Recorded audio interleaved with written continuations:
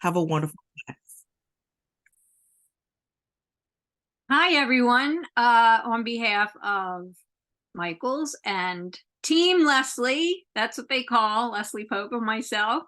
Welcome to another workshop for the BeadSmith. So more table cut beads today. These, I just can't say enough cool things about them. There's just so many colors and varieties of shapes. So what I want to show you today is a kind of a basic beginner project. It involves some head pin manipulation and stringing.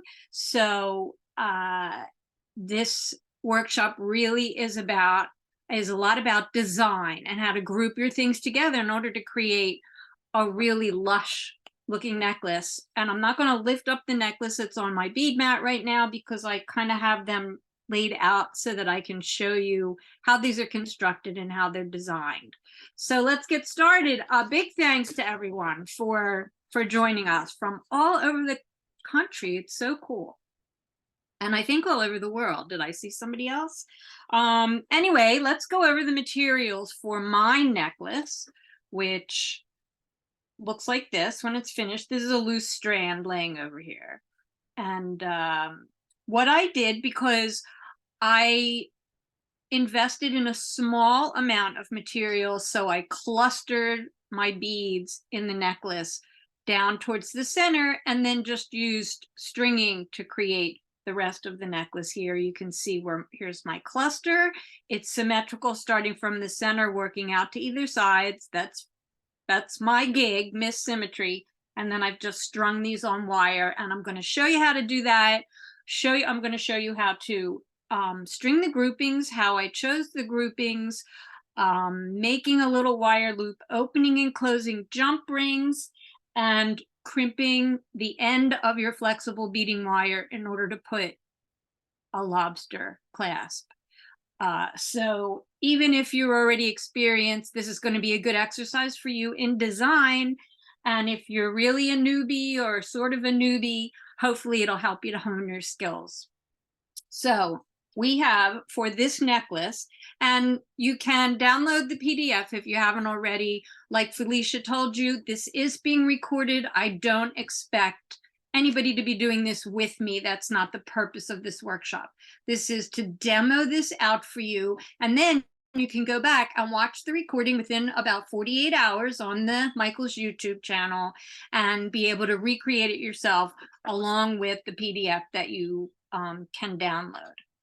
So the materials are 2 strands of BeadSmith Table Cut beads, and you want to pick strands that have a variety in them so that you have lots of these other little beads. So like in this case, this one, for instance, has end cones and big beads. You want at least 3 big beads for this design. You'll see just a wall of the table cuts there. You also want to have, I'm using in this one, 6 millimeter round glass pearls. They can be any kind of a 6 millimeter round to make this design. I have 4 millimeter little round AB bicones, and then I have 2 colors of size 8 seed beads. Now, an important thing about the next material, which is your head pin or ball-end head pin, you want to make sure that the head or ball end of the pin is not going to go through any of these beads. Now, for instance, I strung an 8 on this head pin here, and it comes right off. You don't want that. That's not good. So you want to make sure your head pins are substantial enough. And let's see what else. You're going to need tools. I highly recommend the 4-piece pliers super fine series from the BeadSmith. I'm going to hold it up to my front on camera so you can really see the box. You don't need to highlight it, Felicia, but you can see it's a black and red box, has the BeadSmith logo on it. You can find it at Michael's. The tools come in this cool little zippered case, 4 things. And these are basic tools that everybody really should have if you're going to do any kind of jewelry making. All right, we have a wire snip. This is called a flush cutter because one side is flat, so you can get a nice snip. Then I have two pliers, a flat nose and a chain nose. You can see the difference in the noses. The flat nose is very squared off, and the chain nose, there's no chain in it, it just narrows to a point. The difference between these jeweler's pliers and other tools that are called the same thing is that the inside of the noses are smooth. They're not grooved like other kinds of household tools would be. So they're not going to bung up your wire or your jump rings or things. They won't make indentations. And then the fourth tool is the round nose pliers. And we're going to use this to curve the ends of the head pins and link them on to jump rings with the chain nose and flat nose pliers. All right, another tool I use for this, because this is crimped, is a crimping pliers. You can squash your crimps flat with the chain nose pliers as well.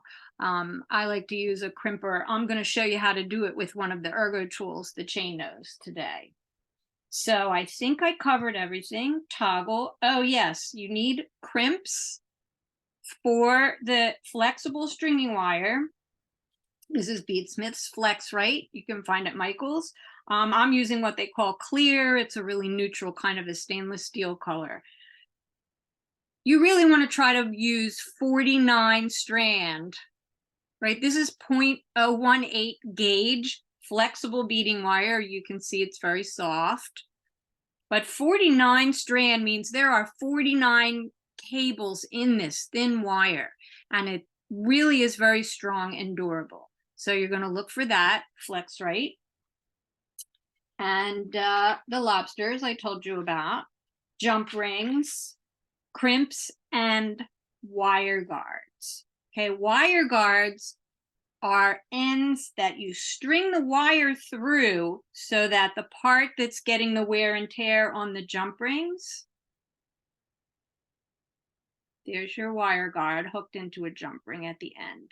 And the wire goes through it and not against the jump ring. And I highly recommend this as you start to want to sell your work, especially, or give us gifts.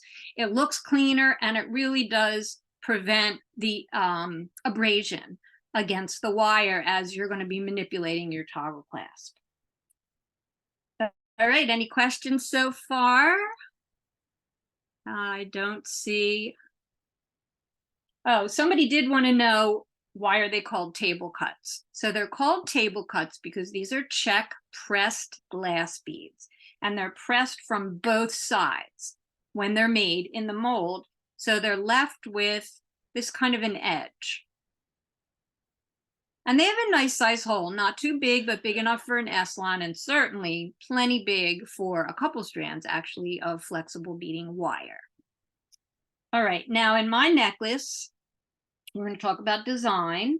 I told you that I wanted to have these clustered in the center of the necklace in order to have it look really lush.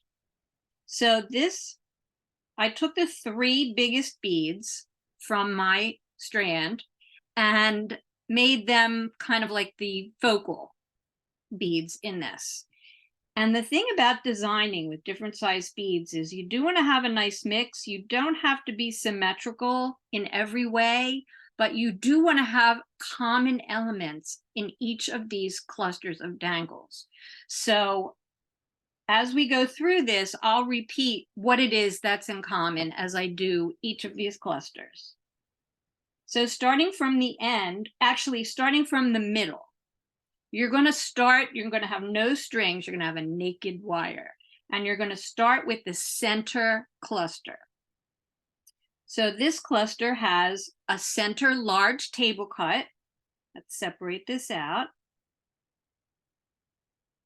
And they're strung on a jump ring in a certain way, but you can see I have 2 of these little shiny flowers, dangles, that are short, 2 of the leaf dangles, and then my longest dangle is the table cut.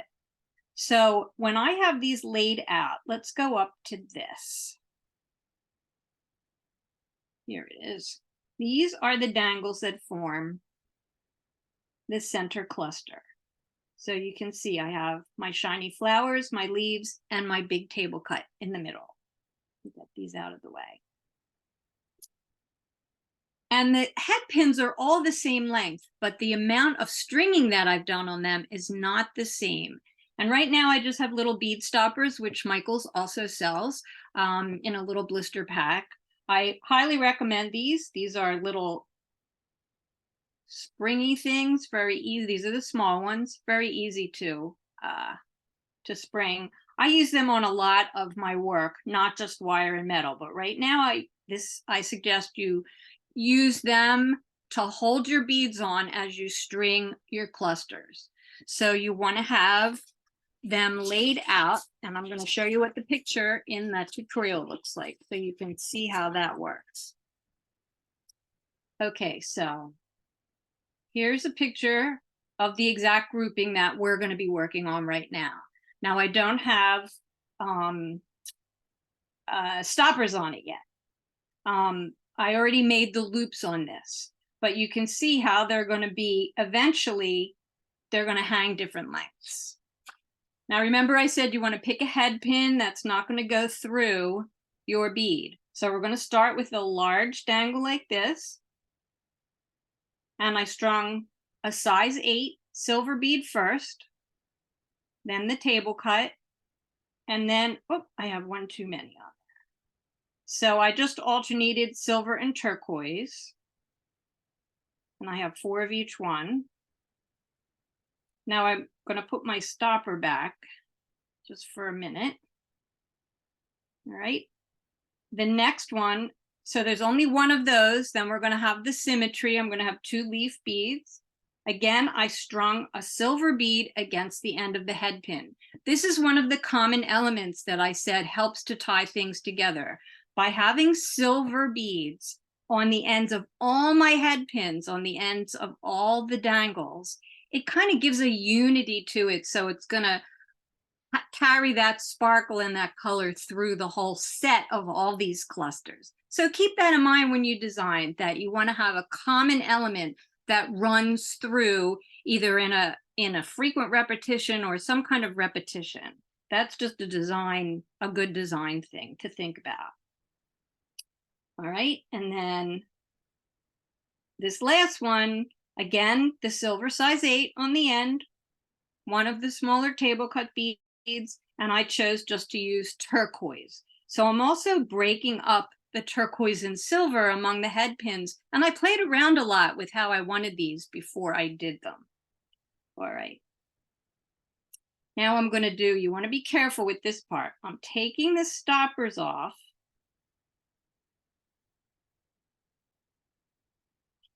And this is going to be my longest one. I think this is long. Yes. So now I'm going to snip this down till I'm only going to make a simple loop here for these. I'll show you what I mean by that. Instead of a wire wrapped loop, I'm just going to take the round nose pliers and I'm going to grab the end of the wire after I snip it. And all I'm going to do is make a loop like this. Just a simple loop. You can adjust it to be centered if you'd like. And make sure that's closed. That's it. No wrapping around or anything. You're just making a little round loop. And you can take a marker if you want them to be really unified. Here's another tip. Take a Sharpie marker and just mark across your pliers to show where your, this may not mark, it's not really a Sharpie, but you're going to mark across your pliers just like that. And then you can wrap your loops to the same size. Okay, so I have this. To make a small, simple loop, you need about 1/4 inch. You're going to take your wire snip and grasp it firmly.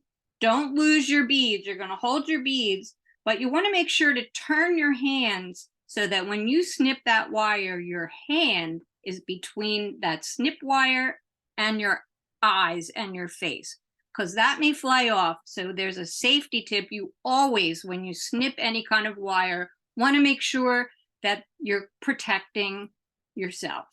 So I have this here. I'm going to hold my beads on. I'm just holding them with my thumb and another finger, covering this, taking a snip.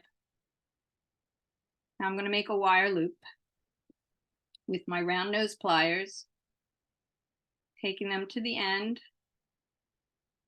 And I want it to be really small, but I want the end of the wire to come to the beads. Let's get that in. Some, whoops, don't lose the beads. Okay. I don't know if this is easy for you guys to see. So I'm just going to take that loop all the way around and make sure it's closed.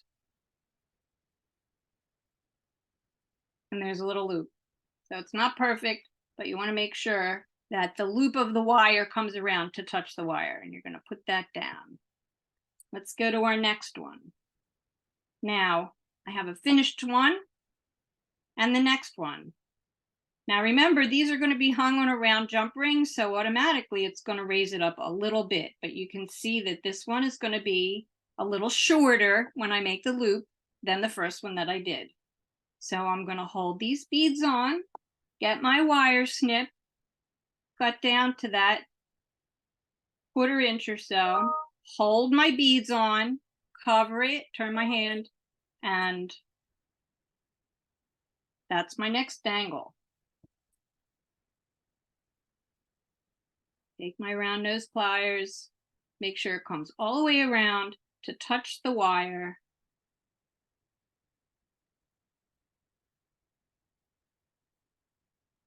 There we go. You see that on there? I'm going to put it down. And the last one is very obviously visually going to be shorter, so you're going to have this nice little arch in your whole cluster. So I'm going to take the bead stopper off. I'm going to hold my beads on, position my wire snip, hold the beads so I don't lose them, cut that off. Wow, that like flew across my room. Don't know my own strength. All right, make your little wire loop again.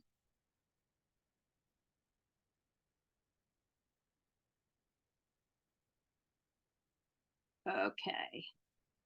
And now I'm going to do it to the other side so I have my symmetrical design. So I'm cutting this short, holding my beads on, covering it up, getting my round nose in there. Now I'm not doing wrap loops for this because this is just a simple loop. I wanted to keep this at a certain beginner level. Oops, I grabbed it too far down. So you can see I'm manipulating this just so it closes. Get in there. Okay, there you go. There's that one. And then the duplicate of the shiny flower bead with the silver end. And I'm going to snip this shut, this short.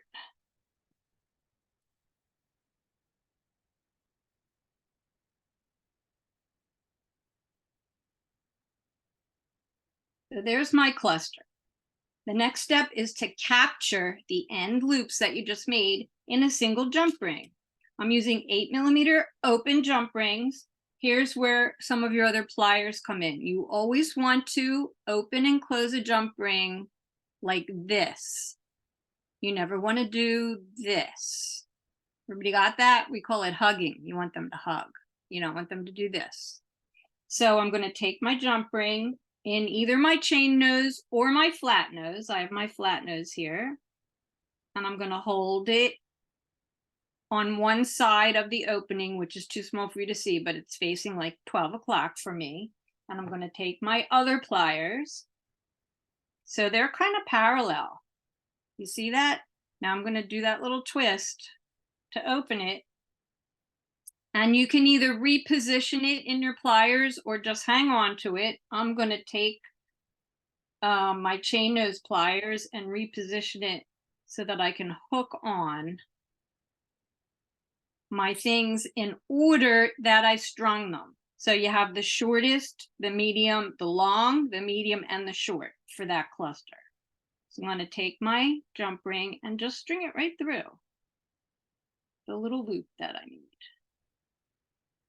1, 2, then the large one.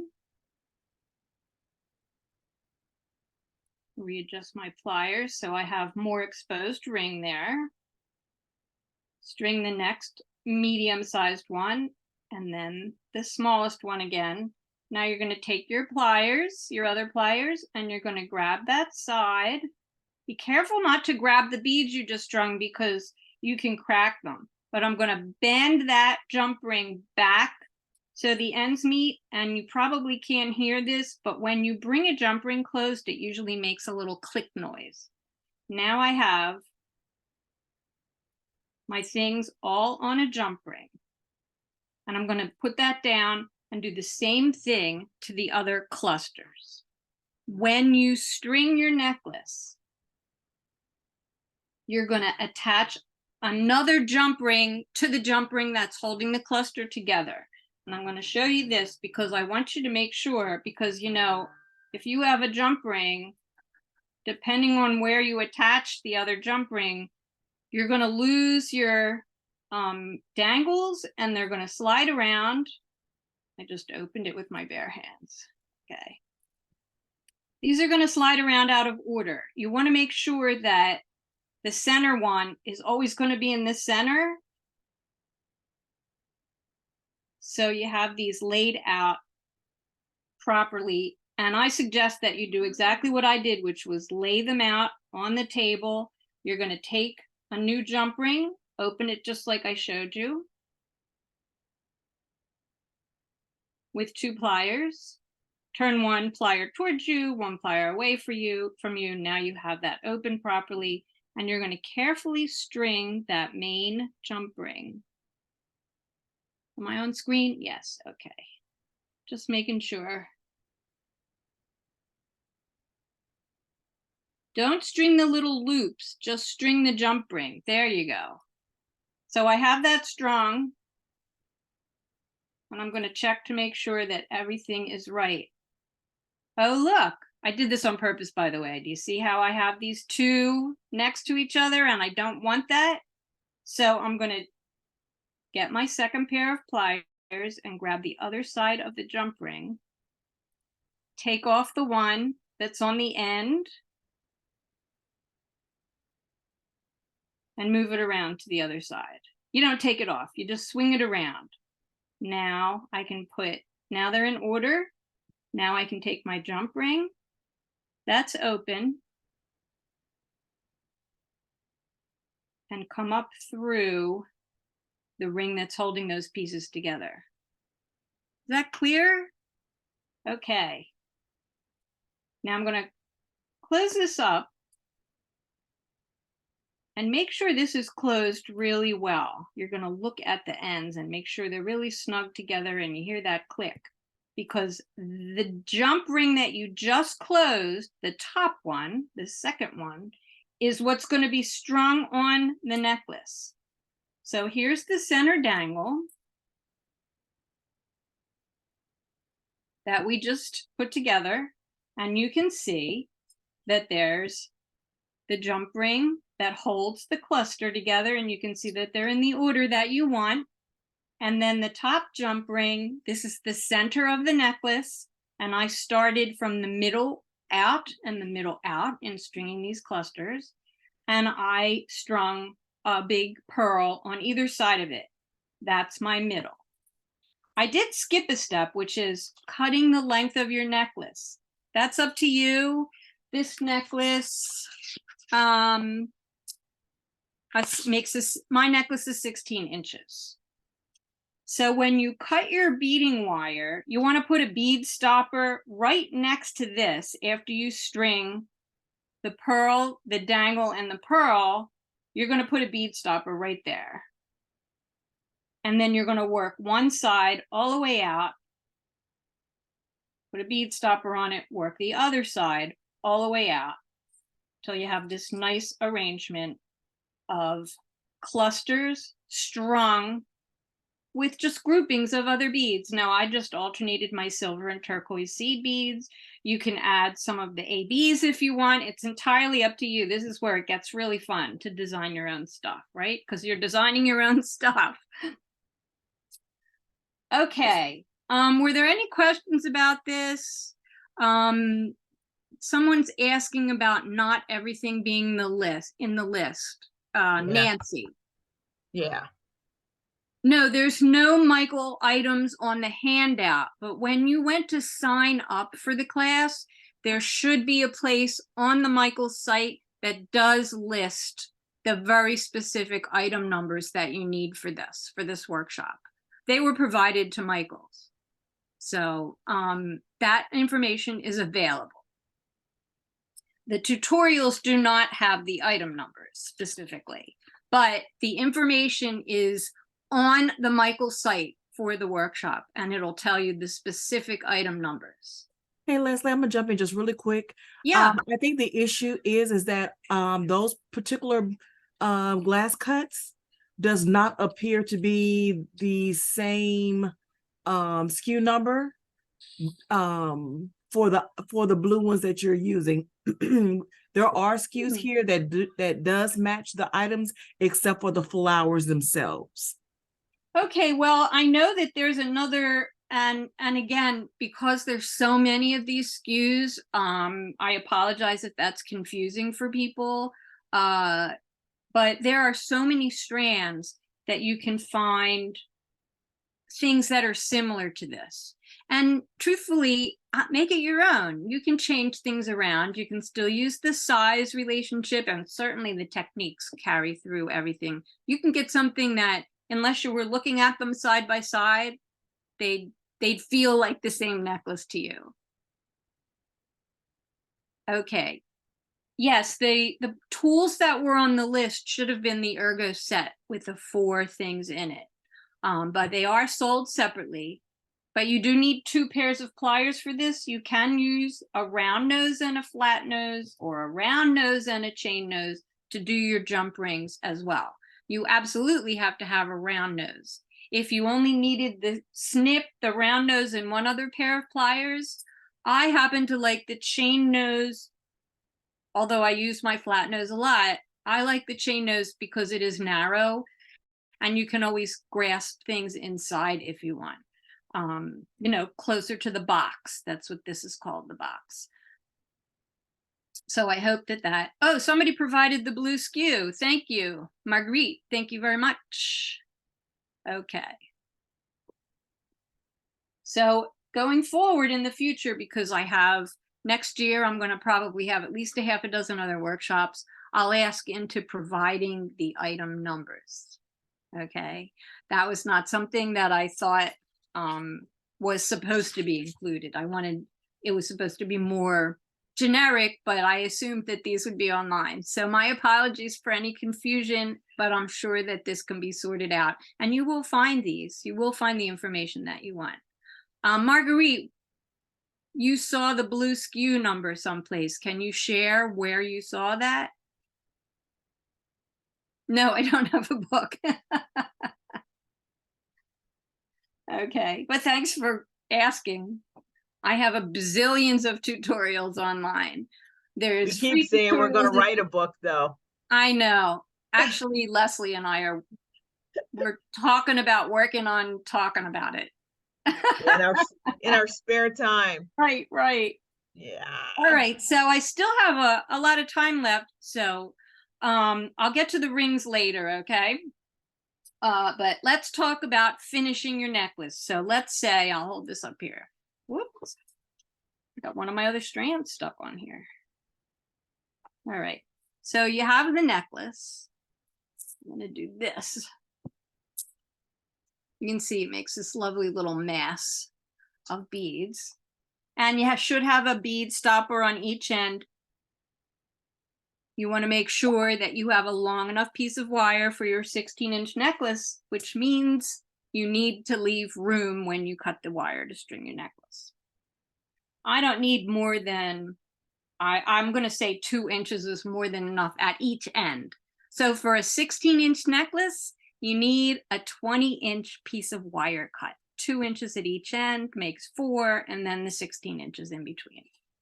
So what you do, so here's, let's get these out of the way because this is very fine close-up work. Okay. To crimp the end of your wire to put a clasp on, you're going to pick up one of the little crimp tubes. There it is. And I'm going to slide it on my wire. And then I'm going to pick up a wire guard. Now the wire guards have, the sides are little tubes, and the top little horseshoe part is a grooved channel. So I'm going to string my wire up through, through one of the tubes.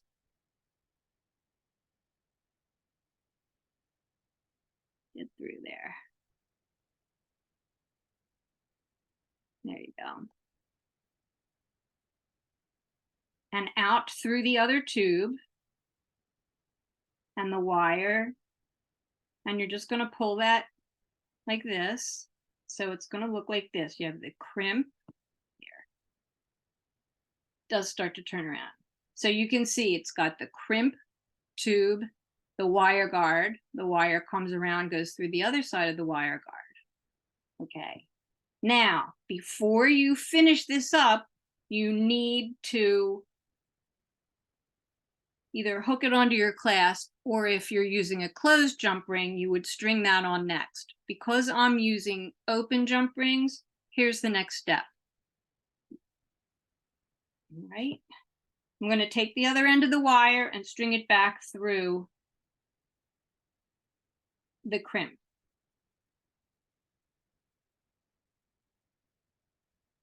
So now I have my crimp tube and the wire guard. Now you can take your chain nose pliers and you're going to squash that crimp. Just squash it like that. With crimping pliers, which as you get more facile with doing stringing, this is a really handy tool. If you look at the nose of it, it has 2 little indentations on either side. The one closer inside has a little pip sticking out of it. And what this does when you crimp around your crimp tube is it makes what I call a hot dog roll. It's going to curve it like this. So I'm going to put that right in there and show you what that looks like with a crimping pliers. Can you see how that sort of bent it a little bit? Then you manipulate it to curve it all together by moving the outside opening of the crimping pliers to grasp the sides. And this is it. This is something that no matter how many times I use crimping pliers, it's like the first time almost every time, but you do get better at it. And you're going to squeeze this closed so that you truly have a little rounded hot dog roll, hot dog bun. All right, and that's going to hold it. Then you have your beads on here strung.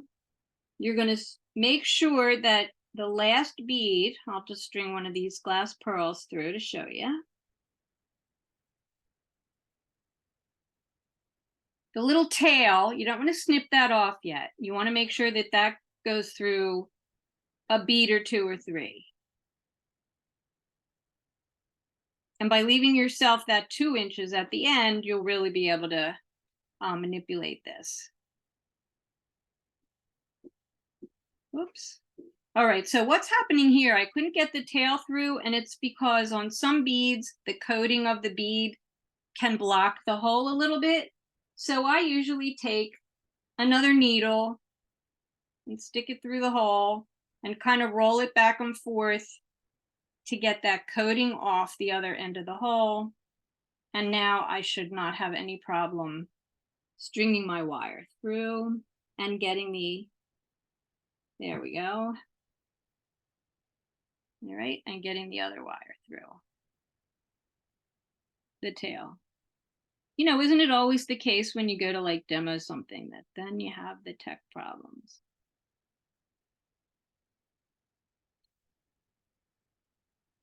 This is me, not you. All right. I didn't clear it out enough. You know, Try sometimes I again. just turn the bead around. Sometimes one side of the hole is bigger than Yep, the other I'm side. going to use a slightly fatter needle. I'm going to use an embroidery needle to do that and poke through the hole and really make sure that that's clear. Yeah, I can feel it already. You can see it. All right. I think this is very realistic of what happens. No matter how long you've been designing and what kind of materials, there's always going to be mutants. All right. The beads on one of the wires. I'm going to take the tail of the wire and get it through. There we go. Ta-da! All right. And then of course, you're gonna string these all up. You're gonna do the same thing at the other end. When you're finished, you take your wire snip after it's crimped and make sure you have the tail and not your long wire in the wire snip. And remember I said these are flush cutters, they're flat on one side and they're kind of have an indentation on the other. So bring the flush side, the flat side of the snips up to where the two wires are coming out of your last bead. Hold your hand over it and snip, and you have a nice clean end for the rest of your strand. And you do the same thing to the other side. However, what differs is one side has the lobster clasp, or one part of your toggle, and the other side will just have a jump ring. So when you have the one that I just did here, you're going to take a jump ring. Let's put a toggle on there. And we're going to take our two pliers, find your opening. We're going to open the jump ring. And you'll figure out what's most comfortable for you in holding these things. So you're going to loop through the wire guard. And then you're going to take your toggle, which should have a little loop on it. And you're going to loop the toggle on. And now you're going to close that jump ring. Bringing the two ends back together. You're going to hear that little click. Make sure that's closed.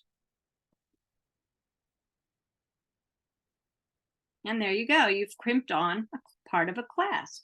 On the other end, all you're going to do is attach, open and close a jump ring on the wire guard, because now you have something to attach the clasp to. And here's a cool tip too. If you want to lengthen your necklace in any way, you can attach more jump rings to widen. This is where it's going to lengthen at the end of your necklace.